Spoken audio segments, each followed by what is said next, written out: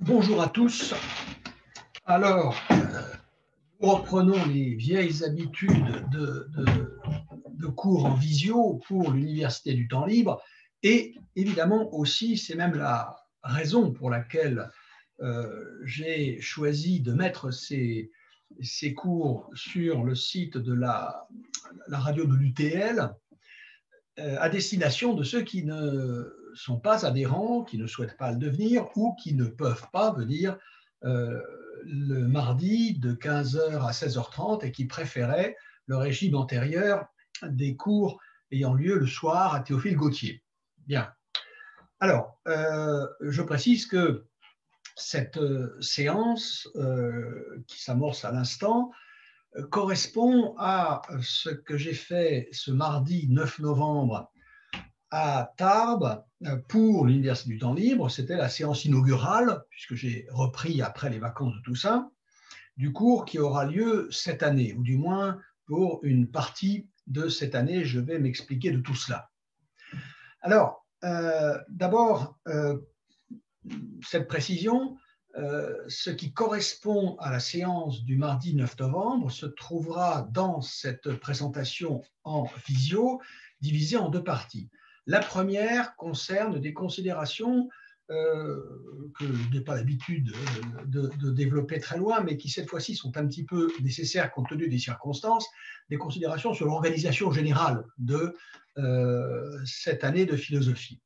La deuxième partie, donc la deuxième livraison de cette séance du 9 novembre, pardon, cette deuxième partie eh bien, consistera dans la partie spécialement philosophique sur le thème que j'ai choisi au moins pour le commencement de cette année, à savoir une explication philosophique de la devise républicaine liberté, égalité, fraternité.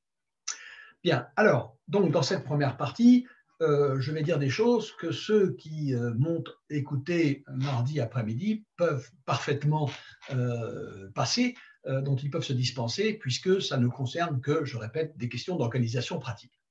Mais enfin, il y a des choses que je veux dire à l'intention de ceux qui ne me rejoindraient que maintenant en visio sur la chaîne de l'UTL. Alors d'abord, je me présente, parce que certains pourraient ne pas encore me connaître. Je suis Patrick Dupuey, ça s'écrit D-U-P-O-U-E-Y. Dupuey Patrick, je suis professeur de philosophie, honoraire, comme on dit, c'est-à-dire en réalité retraité. J'ai enseigné pendant une grande partie de ma carrière en classe terminale, puis les 20 dernières années de cette même carrière, je les ai passées en classe préparatoire littéraire au lycée Saint-Cernin et Pierre de Fermat à Toulouse, dans ces classes qui s'appellent classes d'Hippocagne et de Cagne, ou si vous préférez, lettres supérieures et premières supérieures. Voilà, tels sont, disons, les titres à partir desquels je m'adresse à vous. Alors, avant de commencer à vous administrer pour cette année votre première dose de philosophie, donc rassurez-vous, cela va venir dans la deuxième partie, la deuxième livraison de cette séance, j'ai un certain nombre donc de choses à dire sur le plan pratique. D'abord, la première, c'est évidemment que je suis tout à fait heureux de retrouver mes auditeurs, mais que pour certaines raisons que je vais immédiatement expliquer, ce bonheur est mitigé. Alors, expliquer pourquoi il est mitigé m'oblige à donner quelques précisions, à revenir sur quelques précisions historiques que beaucoup d'entre vous connaissent, mais que tous, peut-être, n'ont pas en mémoire ou dont ils n'ont pas connaissance. J'ai commencé ces cours de philosophie en 1993 au lycée Théophile Gautier, à Tarbes. Il y a donc bientôt presque 30 ans. Ces cours ont débuté donc à peu près une dizaine d'années avant que l'Université du temps libre n'existe.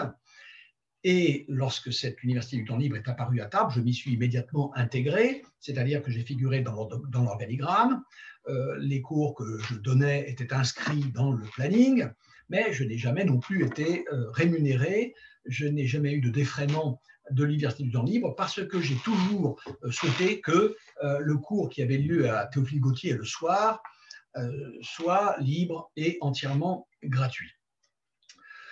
Tant que j'ai été en activité, je n'ai pu assurer que le cours du soir, forcément. La journée, j'étais en général à Toulouse.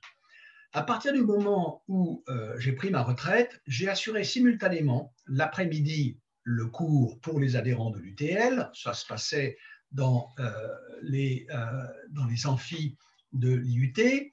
Et le soir, le cours, comme depuis toujours, au lycée Théophile Gautier de Tarbes. Les deux cours avaient donc lieu en parallèle, la même chose dans les deux cas. Je suivais exactement le même cours, au même rythme, l'après-midi et le soir. Je reprends donc ce mardi 9 novembre les cours en présentiel à l'UTL de Tarbes, mais sans, bien entendu, que le lycée Théophile Gautier puisse à nouveau nous ouvrir ses portes. Les conditions actuelles ne le lui permettent évidemment pas.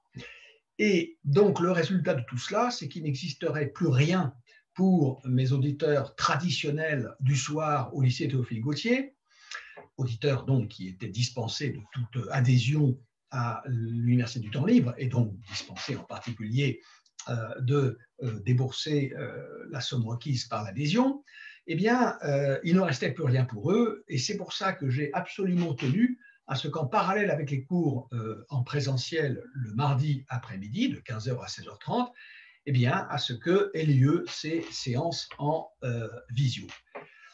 Alors, maintenant, évidemment, je me pose des questions et je suis face à plusieurs options. Évidemment, je pourrais chercher une solution pour les cours gratuits du soir.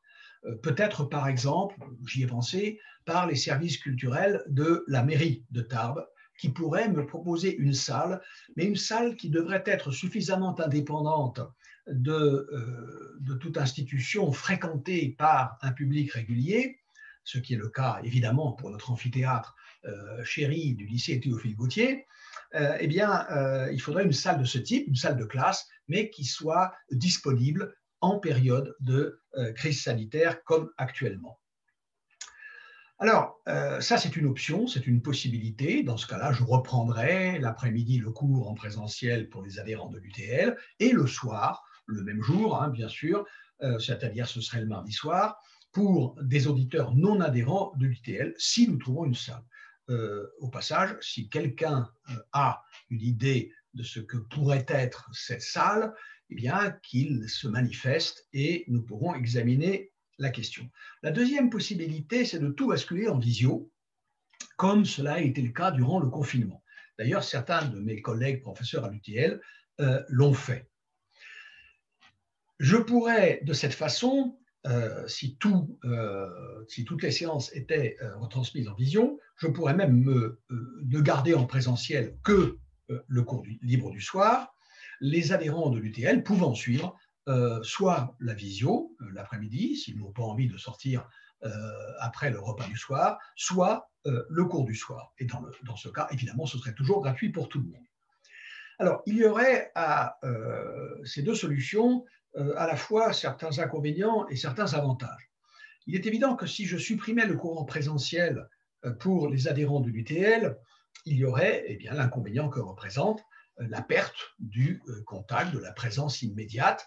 Et j'avoue que le plaisir que j'ai eu de me retrouver physiquement en présence de mes interlocuteurs, ou plutôt de mes auditeurs, ce mardi-là avant-hier, eh bien, ce plaisir me fait prendre conscience du fait, mais en fait je le savais déjà, qu'il n'est pas indifférent de se trouver devant un écran, aussi bien pour l'auditeur que pour celui qui parle, ou de se trouver dans une salle de classe.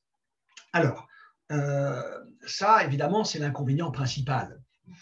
Il y aurait, en revanche, un certain nombre d'avantages assez substantiels à ce que, au moins tant que les choses ne seront pas redevenues normales, à ce que tout se passe en visio exactement pendant le confinement. Voici ces avantages. Alors, il y a des avantages pour moi. Ça me libère des trajets, mais les trajets, ce n'est pas ce qui me pèse le plus. Bon, ni financièrement, ni au point de vue du temps, ça me gêne beaucoup de me déplacer une fois par semaine à Tarbes. Se déplacer, c'est aussi la possibilité éventuellement de faire quelques courses ou d'aller au cinéma. Et donc, l'obligation de déplacement, elle, de mon point de vue, si vous voulez, ne pèse pas lourd. En revanche, il y a quelque chose qui pèse assez lourd, c'est si les cours en présentiel du mardi après-midi sont maintenus, c'est l'obligation de me trouver disponible à Tarbes à date fixe.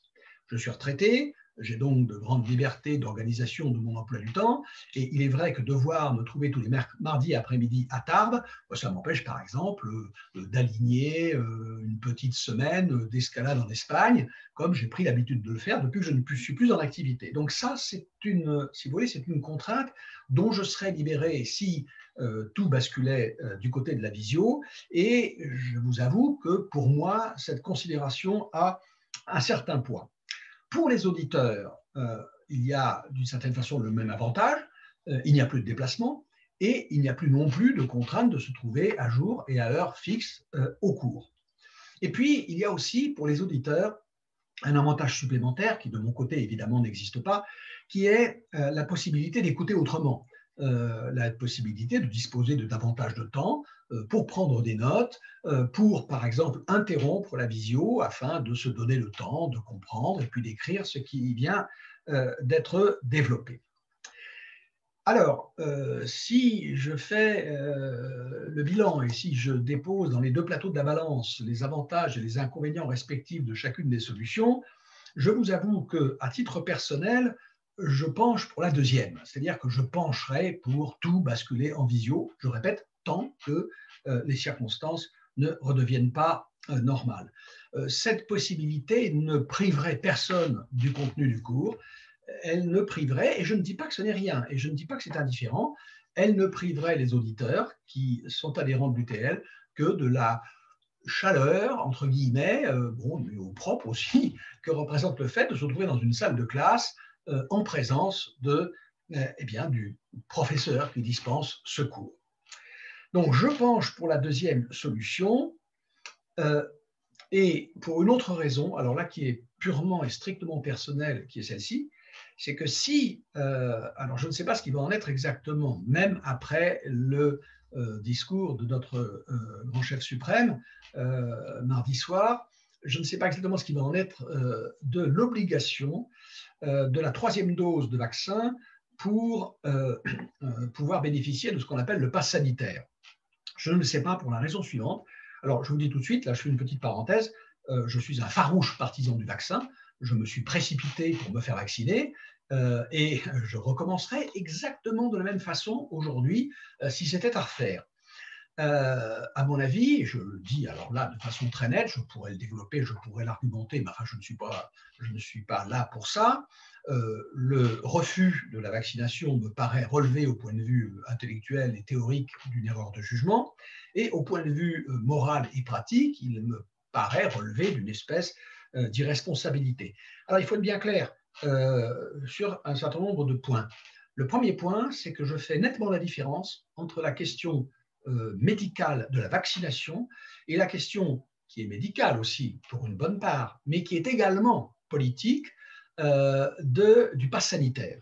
C'est-à-dire que autant je n'ai aucune réticence vis-à-vis de l'obligation, autant je pourrais en avoir, et j'en ai même quelques-unes, à l'endroit du pass sanitaire, car je ne peux pas vous cacher que je suis un peu préoccupé aujourd'hui par la tournure des événements du côté de l'évolution de nos libertés publiques.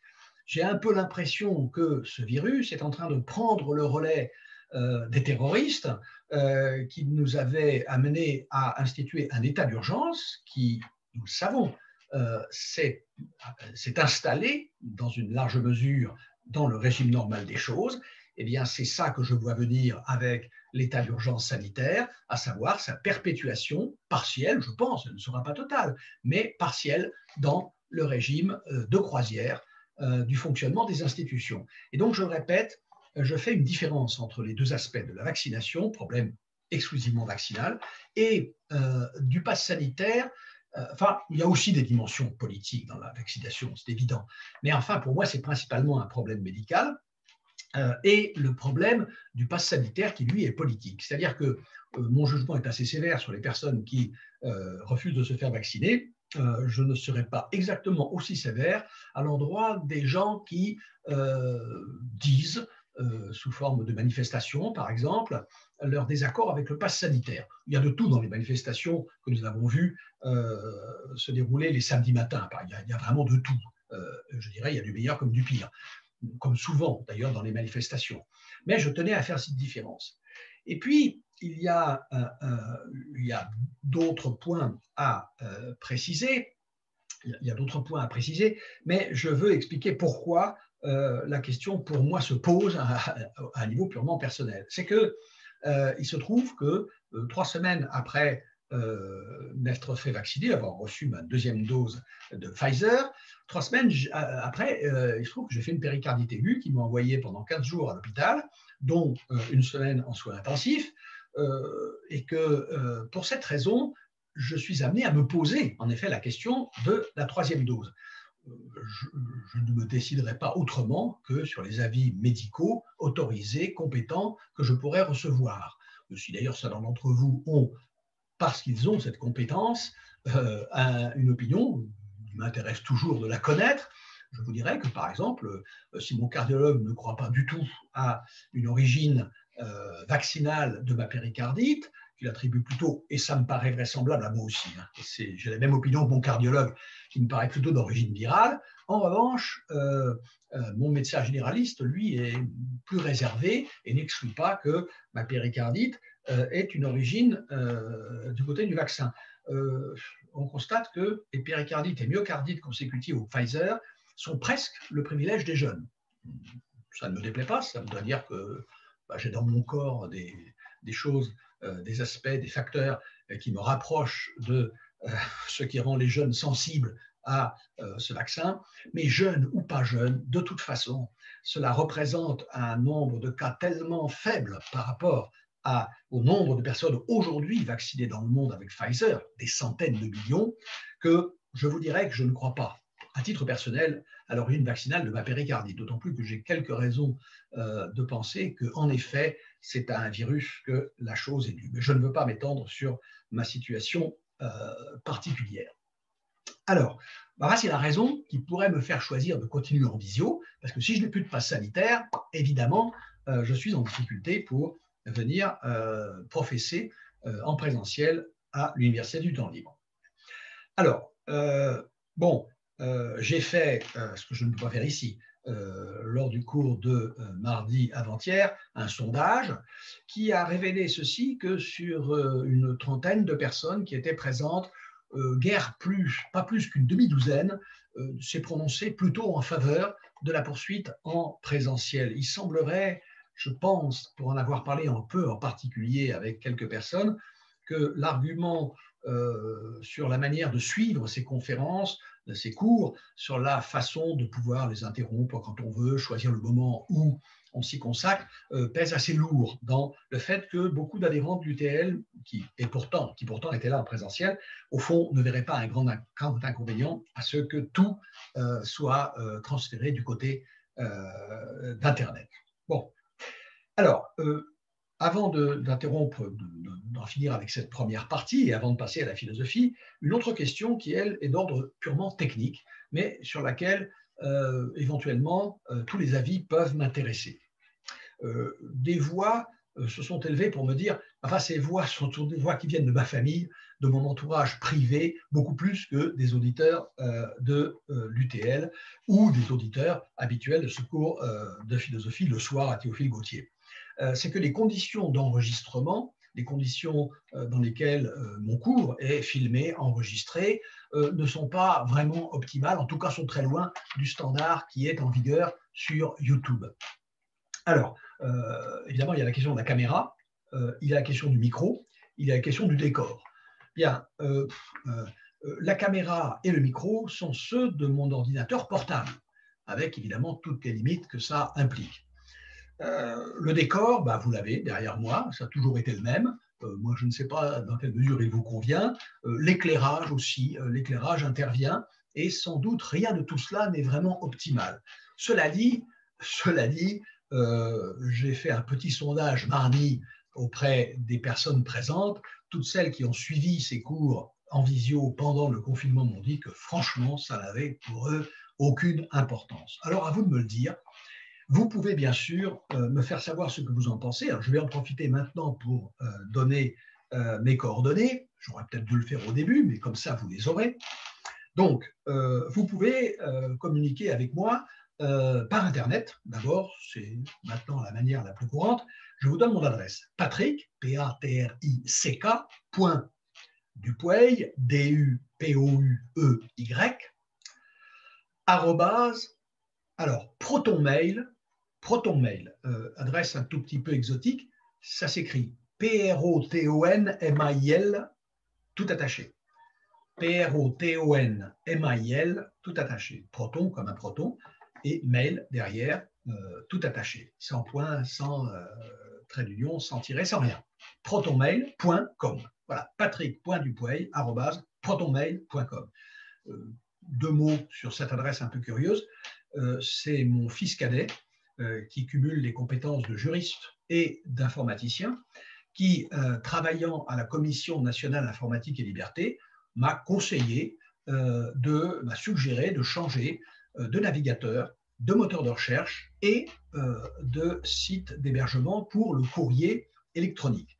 Et avec de bons arguments tenant à cette remarque générale que sur Gmail, sur Google, nous sommes quand même de très près suivis, pistés, espionnés, traqués, etc.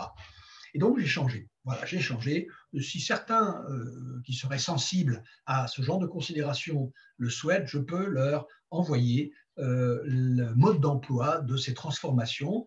Donc, pour l'instant, je n'ai qu'à me féliciter. J'ai changé de navigateur, j'ai changé de moteur de recherche, j'ai changé d'hébergeur de mon courrier électronique sans y trouver le moindre inconvénient. Évidemment, la seule chose, c'est qu'il faut ensuite faire basculer ses contacts, etc., d'un hébergeur à l'autre. Mais ça n'est quand même pas insurmontable. Alors voilà, si vous avez sur cette question technique des conditions de réalisation de ces visios une opinion, moi je suis preneur. Je répète, beaucoup m'ont dit, mais ça n'a aucune importance, on s'en fiche, ça va très bien comme ça.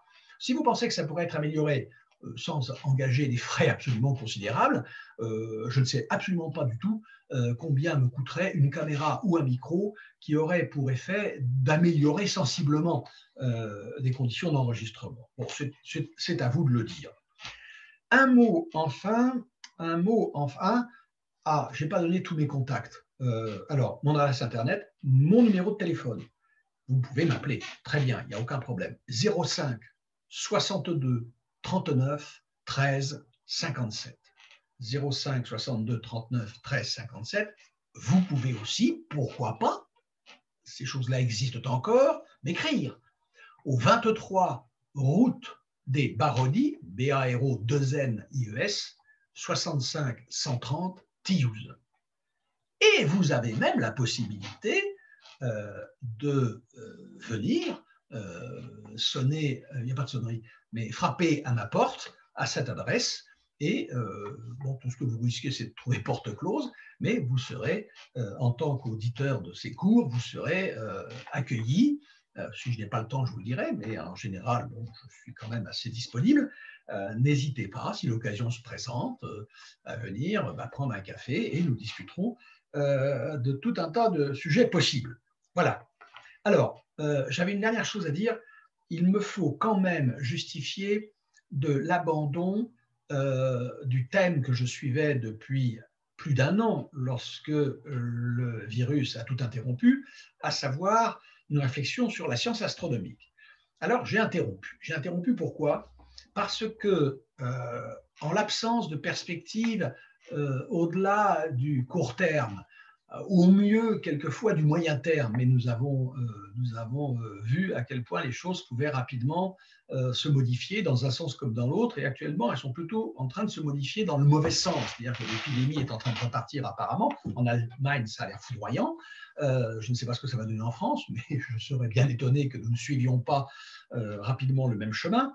En l'absence de perspective, je dirais, un peu claire à au moins moyen terme, je n'ai pas voulu continuer à suivre mon bonhomme de chemin sur un thème, dans un domaine qui exige vraiment un travail de très longue haleine. J'ai donc préféré fractionner cet enseignement que je donne à l'UTL en réflexions d'ampleur beaucoup plus brève. Voilà. C'est pourquoi j'ai choisi là de commenter philosophiquement la devise républicaine, ce que je me sens en mesure de faire. Bien sûr, ça pourrait être beaucoup plus long, je pourrais y consacrer peut-être une année entière, mais ce que je me sens quand même en mesure de faire en un nombre de séances beaucoup moins considérable. Voilà. Alors, j'en ai terminé avec ces considérations préliminaires. Si certaines ou certains d'entre vous souhaitent eh bien, échanger avec moi sur ces questions pratiques, sur ces questions d'organisation, s'ils ont des préférences à manifester, eh bien, qu'ils n'hésitent pas à me faire signe. Je répète, vous avez mon adresse Internet, vous avez mon numéro de téléphone, vous avez mon adresse postale, eh bien, utilisez-les. Utilisez-les aussi, d'ailleurs, je m'empresse de le dire, pour donner votre avis sur le contenu de ces cours, c'est-à-dire sur la teneur spécialement philosophique. Et c'est à quoi je vous invite de continuer en vous reportant à la deuxième partie de cette séance du 5 novembre que je vais maintenant enregistrer après celle-ci. Je vous remercie.